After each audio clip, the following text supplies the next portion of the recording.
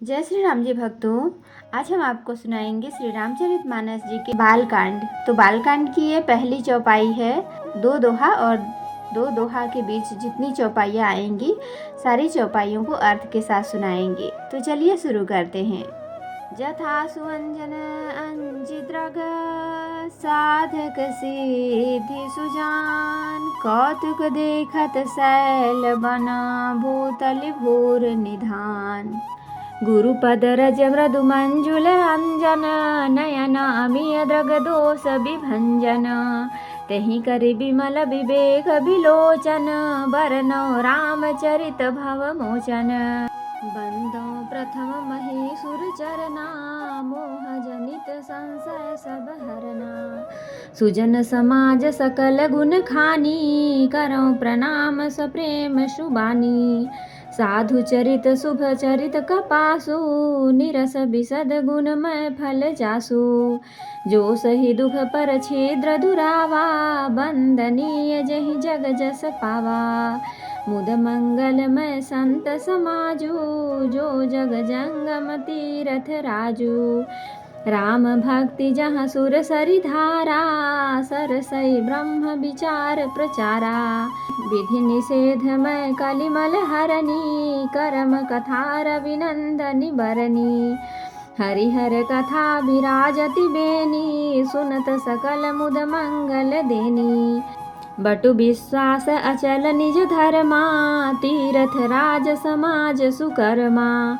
सबहि सुलभ सब दिन सब देशा, सेवत सादर समन कलेसा।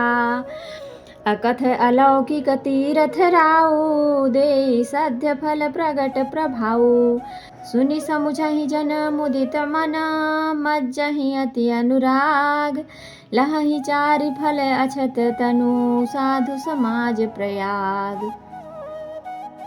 मज्जन फल पेखिय तत्काला, काक होहि पिक बकौ मराला। सुनि आचरज करय जनि कोई, सतसंगति महिमा नहीं गोई।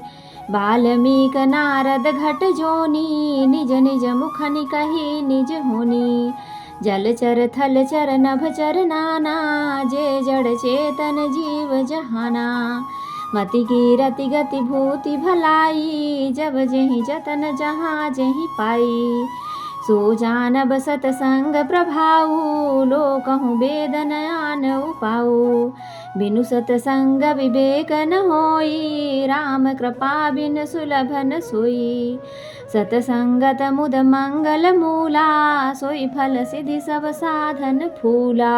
सठ सुध रहि सतसंगति पाई, पारस परस कुघात सुहाई। विधि बस सुजन सुसंगत परहि, फनि मनि सम निज गुण अनुसरहि।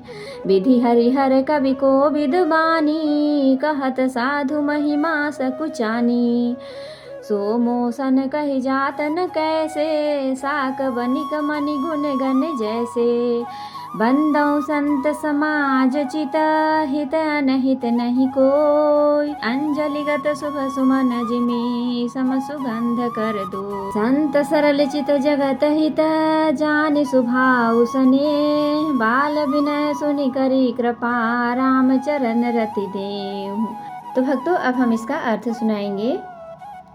जैसे सिद्धाजन को नेत्रों में लगाकर साधक सिद्ध और सुजान पर्वतों, वनों और पृथ्वी के अंदर कौतुक से ही बहुत सी खाने देखते हैं, श्री गुरु महाराज के चरणों की रज कोमल और सुंदर नैनामृत अज्जन है, जो नेत्रों के दोषों का नाश करने वाला है।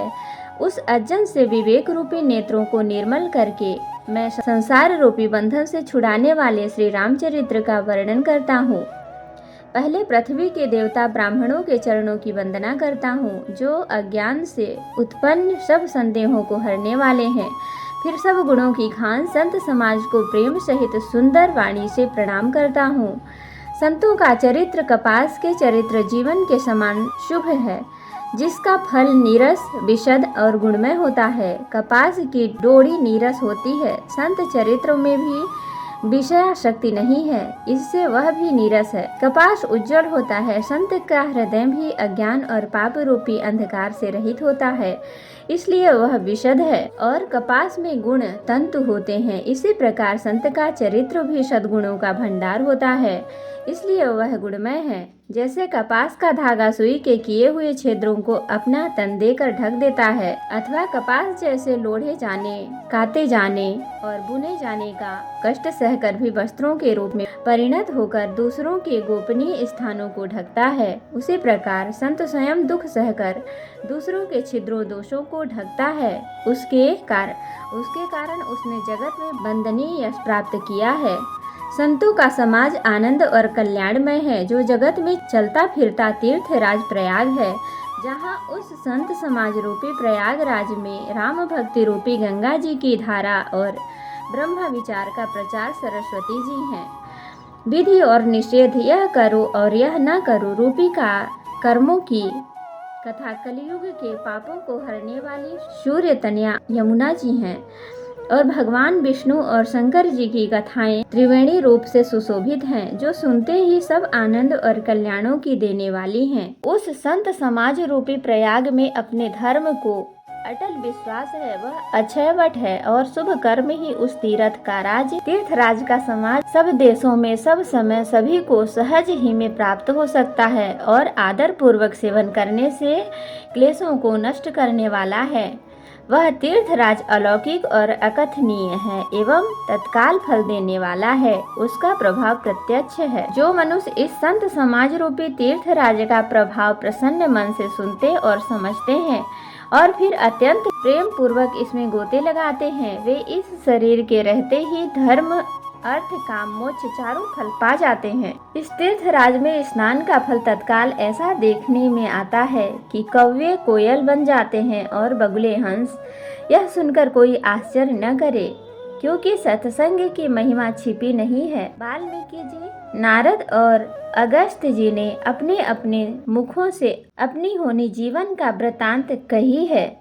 जल में रहने वाले, जमीन पर चलने वाले और आकाश में विचरने वाले नाना प्रकार के जड़ चेतन जितने जीव इस जगत में हैं, उनमें से जिसने जिस समय जहाँ कहीं भी जिस किसी यत्न से बुद्धि, कीर्ति, सद्गति, विभूति, ऐश्वर्य और भलाई पाई है, सो सब सत्संग का ही प्रभाव समझना चाहिए।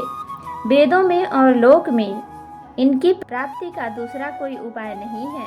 सत्संग के बिना विवेक नहीं होता और श्री राम जी की कृपा के बिना वह सत्संग सहज में ही मिलता नहीं। सत्संगति आनंद और कल्याण की जड़ है। सत्संगत की सिद्धि प्राप्त ही फल है और सब साधन तो फूल हैं। दुष्ट भी सत्संगति पाकर सुधर जाते हैं, जैसे पारस के स्पर्श से लोहा सुहावना हो जाता है, सुंदर सोना बन जाता है। किंतु दैव योग से यदि कभी सज्जन कुसंगति में पड़ जाते हैं, तो वे वहाँ भी सांप की मणि के समान अपने गुणों का ही अनुसरण करते हैं। अर्थात जिस प्रकार सांप का संसर्ग पाकर भी मणि उसके विष को ग्रहण नहीं करती तथा अपने सहज गुण प्रकाश को नहीं छोड़ती, उसी प्रकार साधु पुरुष दुष्टों के संग में रहकर भी दूसरों को प्रकाश ही देते हैं। दुष्टों का उन पर कोई प्रभाव नहीं पड़ता। ब्रह्मा, विष्णु, शिव, कवि और पंडितों की वाणी भी संत महिमा का वर्णन करने में सकुचाती है, वह मुझसे किस प्रकार नहीं कही जाती। जैसे साग तरकारी बेचने वाले से मड़ियों के गुण समूह नहीं कहे जा सकते। मैं संतों को प्रणाम करता हूँ, जिनके चित्त में समता है, जिनका न कोई मित्र है न शत्रु है। जैसे अंजलि में रखे हुए सुंदर फूल, जिस हाथ ने फूलों को तोड़ा और जिसने उनको रखा, दोनों ही हाथों को समान रूप से सुगंधित करते हैं, वैसे ही संत शत्रु और मित्र दोनों का ही समान रूप से कल्याण करते हैं। संत सरल हृदय और जगत के हितकारी होते हैं। उनके ऐसे स्वभाव और स्नेह को जानकर मैं विनय करता हूँ, मेरी इस बाल विनय को सुनकर कृपा करके श्री राम जी के चरणों में मुझे प्रीति दें। तो जय श्री राम जी भक्तों, आज के लिए इतना ही। अब हम अगले दिन सुनाएंगे आपको। भक्तों, मैं हर दिन दोहा, चौपाई और अर्थ को सुनाने के बाद एक मनोकामना पूर्ति के लिए एक चौपाई सुनाती हूँ। तो आज मैं चौपाई नहीं सुना रही हूँ भक्तों, आज मैं एक भजन सुना रही हूँ आपको। आप ध्यान से सुन। तो चलिए शुरू करते हैं। बहुत ही प्यारा भजन है, मैं इसे अक्सर ही गाती हूँ। अगर नाथ देखोगे अवगुण हमारे, अगर नाथ देखोगे अवगुण हमारे, तो हम कैसे भव से लगेंगे किनारे। अगर नाथ देखोगे अवगुण हमारे, तो हम कैसे भव से लगेंगे किनारे। अगर नाथ देखोगे अवगुण हमारे, पथिकों को पावन है करते कृपालु, है पथिकों को पावन करते कृपालु। किए पाप हैं इस सुयस के सहारे, किए पाप हैं इस सुयस के सहारे। अगर नाथ देखोगे अवगुण हमारे, तो हम कैसे भव से लगेंगे किनारे। हमारे लिए क्यों, हमारे लिए क्यों देरी किए हो, हमारे लिए क्यों देरी किए हो। घड़ी का अजामिल को पल भर में तारे, घड़ी का अजामिल को पल भर में तारे।